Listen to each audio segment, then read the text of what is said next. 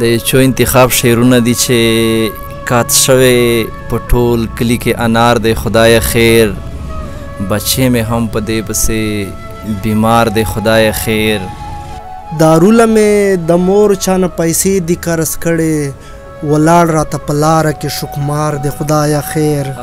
دې ښار کې د ټوپک نه بغیر بل څه نه خرڅېږي، زمونږ پکې د ګلو کاروبار دی خدای خیر.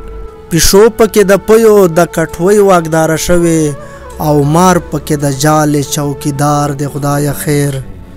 اخکاران مې په نظر راغلل، ټوپکې ورسره دي، په بړ کې د مرغونه ډک چینار دی خدای خیر.